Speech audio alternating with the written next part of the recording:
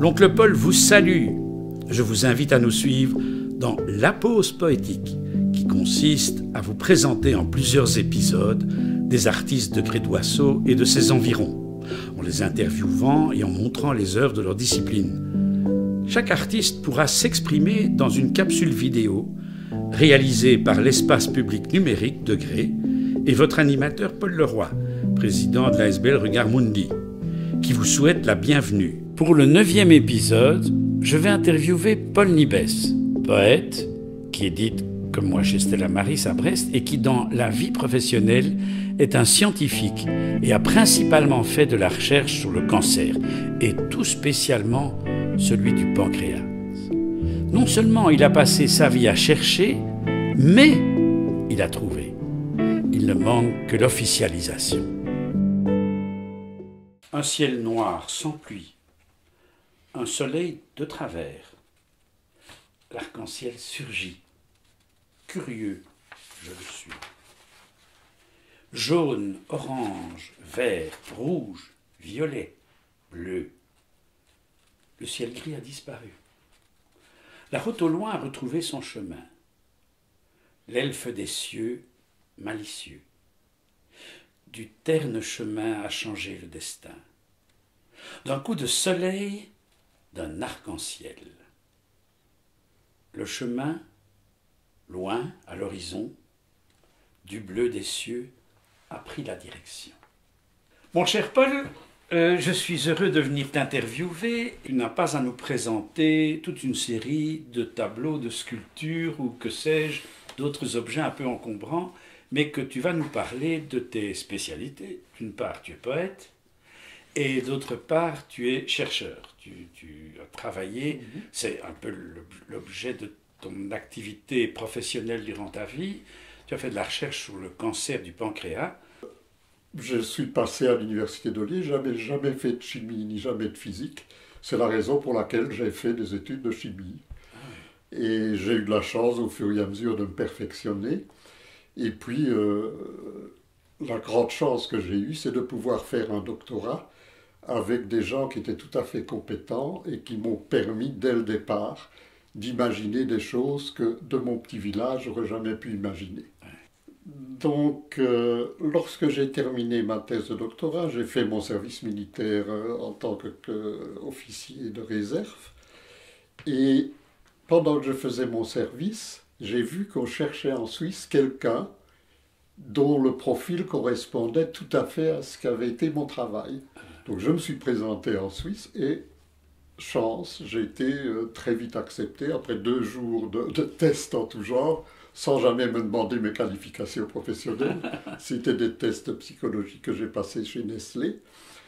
Et ça a été le début de mes 10 ans en Suisse, mais plus que ça, ça a été véritablement le début de tout ce que, par après, j'ai vu dans l'intérêt de la molécule que j'avais isolée du temps de ma thèse de doctorat. Donc on m'avait, disons, engagé pour trouver les propriétés biochimiques de cette molécule, et avec, il faut bien l'avouer, l'argent des Suisses, une vingtaine de centres extérieurs, y compris les gens de Duf, y compris d'autres, disons, ceux qui à ce moment-là étaient les meilleurs, donc le Max Planck à Munich, etc. Donc j'ai pu mettre en évidence les caractéristiques essentielles, pas toutes, les caractéristiques essentielles de cette molécule, qui était le renforcement des fibres de collagène. Et à ce moment-là, on ne réalisait pas peut-être tout à fait l'intérêt de cette propriété, mais enfin, elle était bien définie. Le produit avait une efficacité sur les fibres de collagène et les renforçait. Voilà. Puis, il y a la poursuite en Belgique. Donc, je travaillais à ce moment-là pour Zima, qui était la filiale romande de Ciba-Geigy. Zima avait une pléthore de nouveaux produits, dont le Voltaren, le carbamazépine, le tofranil, etc. Et mon projet leur semblait peut-être un peu trop original. Donc il n'a pas été choisi, mais ils étaient tout prêts à me conserver. Mais de déception, j'ai donné ma démission. Et je suis revenu en Belgique pour, en partie en tout cas, poursuivre ce projet. J'ai pu continuer à le développer et ce que j'ai surtout trouvé, parce que ce type de produit a une particularité qui est, disons, désagréable au niveau médicament, c'est que quand on l'avale par voie orale, il rentre peu, donc il est peu biodisponible chez l'homme, donc il ne passe pas bien dans le sang. Et en Belgique, ce que nous avions pu faire, c'est montrer qu'en ajoutant un acide aminé, nous pouvions avoir un produit qui était tout à fait biodisponible. Donc le temps n'a pas été perdu, mais entre-temps, comme c'était la filiale pharmaceutique de Monsanto, et que tout le monde connaît les problèmes que Monsanto a eus, toute la recherche a été rapatriée aux États-Unis, et moi-même je n'ai plus pu pendant un certain temps, disons, travailler sur ce projet, mais travailler sur du business développement en Europe, tout en restant avec quelques amis qui en étaient autant persuadés que moi, à travailler en dehors des heures de travail sur la poursuite du projet. Alors, bon, nous avons poursuivi tant bien que mal de cette façon.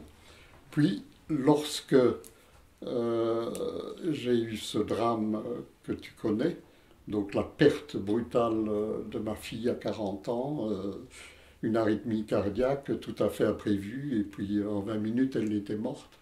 Et ça m'a donné un choc tel que je me suis dit, il faut que je fasse quelque chose. Michel, donc ma femme, s'occupait des enfants. Moi, tourner en rond, c'est impossible. Donc j'ai repris ce sujet ici, dans ce bureau. J'ai repris tous les documents qui étaient en ma possession et j'ai écrit 3 brevets, dont un brevet d'ailleurs en relation avec l'UCL à Louvain. Et ces brevets ont été repris pour un développement, disons, qui naturellement demandait des investissements que moi je n'avais pas.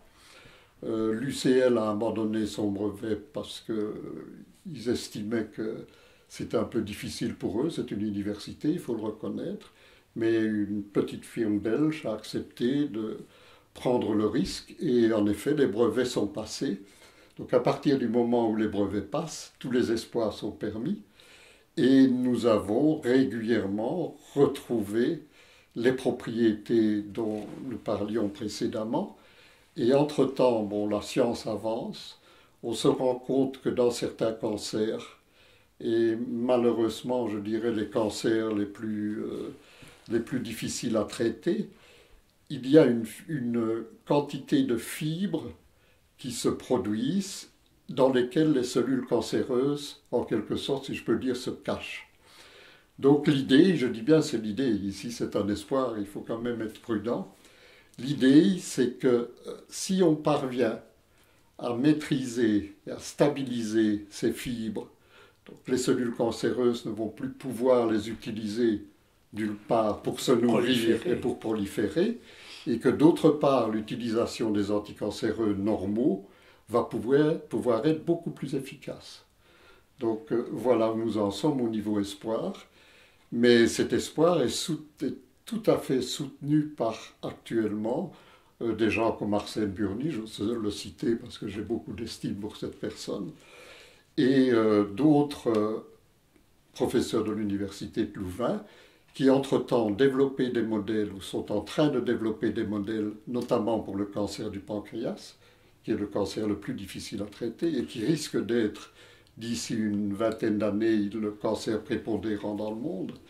Et donc on est en train de voir, d'une part, développer un modèle, et d'autre part, voir comment utiliser le produit dans les meilleures conditions pour avoir l'effet espéré au niveau ici du cancer du pancréas, mais ça pourrait être valable également pour d'autres cancers où ce tissu conjonctif a eu un rôle important, notamment le cancer des poumons, le cancer du sein triple négatif où les métastases migrent dans le poumon, les cancers de la peau, enfin les cancers où le tissu conjonctif intervient. Mais il y a eu pas mal de tests qui ont été faits sur les rats, par exemple. Etc. Voilà. Disons que j'ai toujours suivi la littérature. Bon, nous avions déjà avec les Américains, notamment le Baylor et MD Anderson à Houston, où j'avais eu l'occasion de faire un stage. nous avions très vite déterminé que cet effet sur le tissu conjonctif et sur le collagène pouvait être très intéressant dans les maladies génétiques. Et les Américains avaient obtenu ce qu'on appelle New Drug Investigation, c'est-à-dire la possibilité de tester le produit chez des enfants avec des résultats. Mais entre-temps, le programme avait été arrêté en Suisse, donc ça n'a pas pu être poursuivi. Mais nous avions déjà prouvé l'efficacité chez l'homme. C'était dans le cas présent des enfants souffrant de maladies génétiques du tissu conjonctif, notamment comme l'ostéogenèse imparfaite. Et tu parles des tissus conjonctifs, c'est quelque chose qui a toujours été un peu oublié. Voilà, disons que ce n'est pas le tissu noble. Donc tout le monde va étudier les organes, on va étudier les reins, on va étudier le foie, on va étudier le cœur, on va étudier les gros vaisseaux, on va à la limite étudier les veines. Tout ce qui est entre eux, c'est-à-dire conjonctif, a été très longtemps abandonné ou négligé. Je ne veux pas dire qu'il n'y en avait pas qui ne travaillaient dessus. Ce n'est pas ces tissus conjonctifs, ce n'est pas... Enfin, c'est tout de même assez lourd parce que tu parles de 20 kilos dans le corps humain. Voilà. Donc, c'est tout de même pas mal. Il ne faut pas oublier que le collagène est la principale protéine que nous avons dans notre corps. Donc c'est assez curieux. Il y a un autre domaine qui est là, terriblement négligé au point de vue pharmacologie, c'est-à-dire utilisation de médicaments, ce sont les capillaires. C'est-à-dire qu'on a dans notre corps 9000 km de petits vaisseaux qui sont comme des fils de soie, et on oublie que ce sont les vaisseaux qui apportent les nutriments et qui reprennent les déchets. Et qui les transportent. Hein. Et qui les transportent et qui sont principalement, ce sont des cellules endothéliales, bon peu importe, il y a un réseau cellulaire bien sûr, mais ce qui fait le filtre, ce sont des fibres de collagène. Donc tout ça est lié, donc c'est véritablement quelque chose de très important qui a été, bon maintenant on se rend compte de l'intérêt, mais qui a été pendant très longtemps vraiment négligé. Puisque quand même tu es interrogé en tant que poète, voilà. Comment tu es arrivé à te mettre à écrire et en quantité quand même? Oui. Disons que après, quand je rédigeais, que je retrouvais tous mes papiers le soir, souvent le soir, même pendant la journée parfois, je me suis tout à coup rendu compte que j'étais capable d'une chose que je n'avais même jamais imaginée, c'est-à-dire d'écrire des poèmes, c'est peut-être un peu trop dire, mais écrire des petits textes qui me plaisaient beaucoup et qui surtout me détendaient. Mais qui sont très bien écrits d'ailleurs. Hein? Ben écoute, je laisse aux poètes le soin d'en juger. D'ailleurs, nous éditons chez le même éditeur voilà. En France, et c'est même grâce à toi que j'ai pu éditer chez lui. Voilà, disons que j'écrivais pour ma famille, c'est-à-dire pour mes enfants et mes petits-enfants, et je ne pensais pas directement éditer, je le donnais à quelques amis, et j'ai eu 2 amis qui ont réagi pratiquement en même temps, en me disant « Paul, il faut continuer. Tu dois rééditer ça, tu dois voir. » Et j'ai eu la chance, assez rapidement, de tomber sur quelqu'un qui m'a dit « Mais moi, je vous édite. » Ce qui n'a pas fait changer la façon dont j'écrivais, c'est-à-dire je continue à écrire pour ma famille. Oui, Ceux qui ont envie de le lire, le lisent, mais je l'écris pour ma famille. Ce qui est très logique. Et c'est vrai que j'ai découvert quelque chose auquel je ne m'attendais pas, parce que, a priori, je n'avais aucune envie d'écrire de cette façon. Mais ça me détend énormément. Je me suis rendu compte que ça me faisait énormément de bien.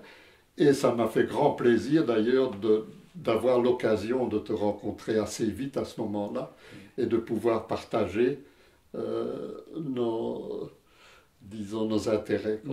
Nos passions. Mais donc, voilà, j'espère simplement que ça va informer quand même les personnes qui ignorent tes activités d'une part, mais d'autre part, qui ignorent peut-être qu'il y a de la recherche qui continue à exister et à la recherche sur le cancer qui peut sauver des vies, bon Dieu. Et il faut aussi peut-être dire que cet entretien passera sur TVcom. Voilà. En tout cas, moi, je ne peux que te remercier parce que tu es à l'initiative. Et d'autre part, c'est un plaisir de discuter. On en finit même par oublier quand tu prends la caméra. Le chemin au soleil levant. Ce soir, mon cœur est là. que de fois j'ai rêvé de toi, toi absente. Quand viendra-t-il ce printemps où nuages et ciel ensemble disparaîtront? Y a-t-il là plus loin dans le vent un chemin si différent, hors du temps? Y a-t-il là loin de nous une étoile, un accent, ce relent que nous sentons si souvent?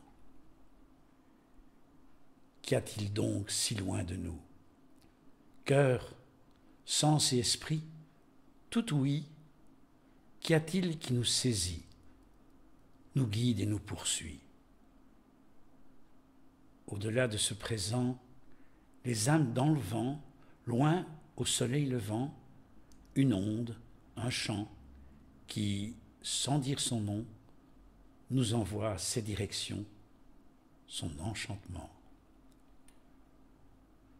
Où es-tu, toi, toi ma fille disparue? Où es-tu pour plus encore maintenant nous livrer ces pulsions, tes recommandations, grâce au chemin, là au loin, au soleil levant?